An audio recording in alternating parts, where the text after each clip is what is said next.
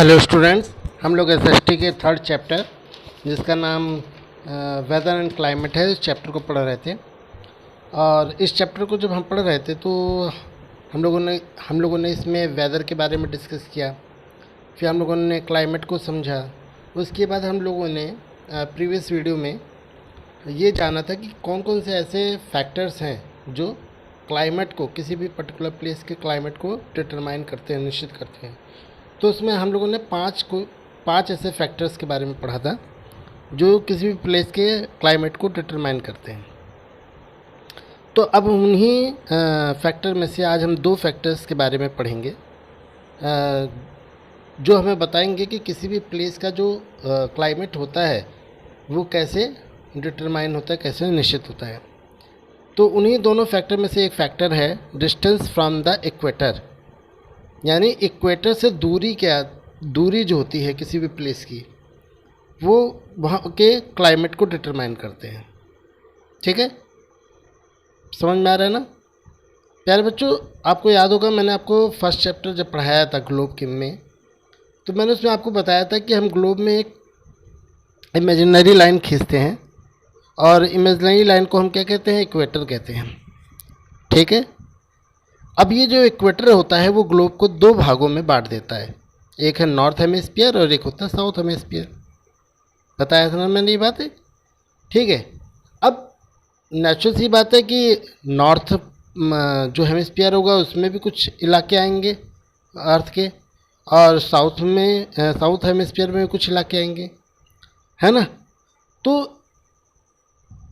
क्या होता है इस फैक्टर के द्वारा क्लाइमेट के डिटरमाइन में, वो देखते हैं। Distance from the equator, the earth receive heat and light when the sun rays fall on it. The rays of the sun on different parts of the earth near the equator, these rays falls vertically and cover a small area. As we move from the equator toward the poles, the rays become slanting and spread out over a large area. क्या कहने का मतलब है यहाँ पे कहने का मतलब है कि जो पृथ्वी है, हमारी अर्थ है, वो उसको उस पर सूर्य की जो किरणें होती हैं वो जब गिरती हैं तो पृथ्वी को क्या मिलता है? हीट और लाइट मिलता है। पक्की बात है ये बात। ठीक है, लेकिन ये जो सन की रेज होती है ना, ये पृथ्वी के अलग अलग भागों में, डिफरेंट पार्ट्स पे अलग अलग गिरती है। समझ रहे हो ना? अब पृथ्वी को हीट और लाइट तो सन की किरणों से मिलती है जब वो उसके पर गिरती है, लेकिन ये जो रेज होती है ना सन की, वो पृथ्वी के अलग अलग भागों पे, अलग अलग पार्ट्स में जो है अलग अलग गिरती है। अब जो इक्वेटर होता है, भूमध्य रेखा होती है, वहाँ पर जो रेज होती है सन की, वो बिल्कुल वर्टिकली सीधे गिरती है, लेकिन जो जहाँ पे गिरती है वो बहुत कम एरिया कवर करती है। लेकिन जैसे जैसे जो सन की रेज इक्वेटर से दूर जाती है, पोल्स की तरफ जाती है, तो ये जो किरणें होती हैं वो सीधी नहीं रहती है, ये स्लैंट हो जाती है, तिरछी हो जाती हैं। ठीक है, तिरछी गिरती है। जैसे आप ये तस्वीर में देखो, ठीक है, यहाँ पर जो सन रेज है जो पृथ्वी के एकदम सामने है, तो बिल्कुल देखो क्या हो रहा है, एकदम सीधी गिर रही है। लेकिन जैसे जैसे ये दूर जा रही है, वैसे वैसे क्या हो रही है, ये जो किरणें हैं वो तिरछी होती जा रही हैं और ज़्यादा एरिया को कवर कर रही हैं। ठीक है, दिस मीन्स, इसका मतलब क्या हुआ? इसका मतलब ये हुआ कि that land near the equator, इसका मतलब है जो जहाँ इक्वेटर के ज़्यादा पास होगी वहाँ पर हीट ज़्यादा मिलेगी। ठीक है, then land near the two poles, दोनों पोल्स के बनस्पत जो प्लेसेस इक्वेटर के नज़दीक होंगी वहाँ पर सन हीट ज़्यादा होगी। ठीक है, हीट ज़्यादा होगी, मिलेगी वहाँ के प्लेस को, और इसीलिए days are also longer near the equator than near the poles. इसीलिए जो इलाके, जो प्लेसेस इक्वेटर के पास पड़ते हैं वहाँ दिन लंबे होते हैं बनस्पत के पोल्स के।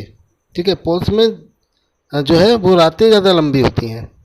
ठीक है, और दिन छोटे होते हैं, जबकि इक्वेटर में दिन बहुत लंबे होते हैं और रातें छोटी होती हैं।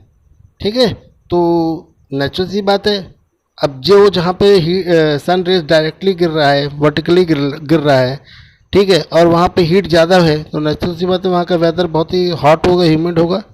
जबकि जो एरिया में जो है आपका सन रेज जो स्लैंटिंग कर रही है, वहाँ नेचुरल सी बात है हीट कम पहुँच रही है, तो वहाँ की नेचुरल सी बात है वेदर में कोल्डनेस होगी थोड़ा। तो इसका मतलब है कि जो इक्वेटर से दूरी है किसी भी प्लेस की, वो किसी भी वहाँ के क्लाइमेट को, उस प्लेस के क्लाइमेट को डिटरमाइन करेगी, निश्चित करेगी। ठीक है, और इस फिगर के माध्यम से हम समझ भी पा रहे हैं। तो मैं उम्मीद करता हूँ कि आपको ये बात अच्छे से समझ में आई होगी। अब आइए हम जानते हैं दूसरा हमारा जो फैक्टर है जो क्या करता है, क्लाइमेट को डिटरमाइन करने में हमें समझाता है कि कैसे डिटरमाइन करता है। आइए उसको भी समझते हैं। यार बच्चों, जो दूसरा फैक्टर है जो किसी भी प्लेस के क्लाइमेट को डिटरमाइन करता है, वो है height above the sea level, कि कोई भी प्लेस कितनी ऊंचाई पर समुद्र के तल से, मतलब समुद्र के लेवल से है। ठीक है, इस बात पर वहाँ की क्लाइमेट निश्चित होती है। जैसे कि mountain region are generally cooler than the plains. आप देखोगे जो माउंटेन रीजन्स होते हैं, पहाड़ी इलाके होते हैं, वो मैदानों की अपेक्षा ज़्यादा ठंडे होते हैं। ठीक है, क्यों होते हैं? In very high mountains there is also snowfall instead of rainfall. और आप देखोगे ये भी कि जो माउंटेनी, जो बहुत ऊंची पहाड़ होते हैं, वहाँ पे पानी की जगह पे क्या गिरता है? बर्फ़ गिरता है हमेशा। बरसात की जगह क्या होती है? वहाँ पे जो है बर्फबारी होती है। The peak of mountain are covered with snow and ice, जिसके कारण वहाँ के जो माउंटेन होते हैं, उनकी जो चोटियाँ होती हैं, वो बर्फ़ से ढकी रहती हैं। This means that we go higher and higher the temperature decreases. इसका मतलब क्या हुआ? इसका मतलब जैसे जैसे हम ऊपर जाएंगे वैसे वैसे टेम्परेचर कम होता जाएगा। ठीक है, और एयर बहुत ही थिनर होती जाएगी, पतली होती जाएगी। तो the air with lower density absorb less heat. ऐसा क्यों है? क्योंकि जो प्लेन्स एरिया होते हैं, मैदानी इलाके होते हैं, वहाँ पर जो एयर होती है बहुत घनी होता है, मतलब घना होता है, मतलब डेंस होता है। ठीक है, एयर आल्सो लोअर डेंस, जबकि जब पहाड़ी इलाका वहाँ पे एयर बहुत ही थिनर होता है, पतला होता है, यानी डेंस नहीं होता है। और जो डेंस एयर होती है वो हीट को ज़्यादा ऑब्जर्व करती है, जबकि जो लोअर डेंसिटी होती है वो कम हीट को ऑब्जर्व करती है। यानी जैसे जैसे हाई एल्टीट्यूड पे आप जाओगे, ठीक है, वैसे वैसे आपकी हीट कम होती जाएगी। ठीक है, मतलब सूर्य का तापमान कम होता जाएगा। The temperature is lower than in the plain. इसीलिए जो पहाड़ी इलाके होते हैं वहाँ पर टेम्परेचर कम होता है बनस्पत के प्लेन्स के। ठीक है, जबकि एट द सेम एल्टीट्यूड, सामान्य सतह पे हों तो भी ऐसा होता है। The temperature of Shimla is lower then Ludhiana. अब देखोगे कि लुधियाना और शिमला एक ही लेवल पे हैं, लेकिन शिमला का टेम्परेचर कम होता है लुधियाना से, although they are same distance away from the equator, जबकि दोनों इक्वेटर से समान दूरी पे होता है। मतलब एक ही एल्टीट्यूड का मतलब है कि आपका क्या नाम है, इक्वेटर से समान दूरी पे है, लेकिन वो ऊंचाई पे है और वो थोड़ा सा तली है, इसके कारण वहाँ पर टेम्परेचर कम होता है। Thus the higher a place is from the sea level the cooler its climate will be. इसका मतलब हुआ जितना जो प्लेस जो है वो समुद्र तल से ऊंचा होगा, वहाँ का क्लाइमेट उतना ठंडा होगा। ठीक है, तो प्यारे बच्चों, मैं उम्मीद करता हूँ कि आपको ये दोनों ही फैक्टर, कि इक्वेटर से जितनी दूरी होगी वो क्लाइमेट पर असर डालती है, और समुद्र तल से जितनी हाइट होगी वो भी क्लाइमेट पर असर डालती है। ठीक है, और जितना समुद्र तल के पास होता है वो उस पर असर डालती है। ये बातें आप समझ पाए होंगे। नेक्स्ट वीडियो में हम बाकी के बचे हुए फैक्टर्स को डिस्कस करेंगे। बहुत बहुत धन्यवाद।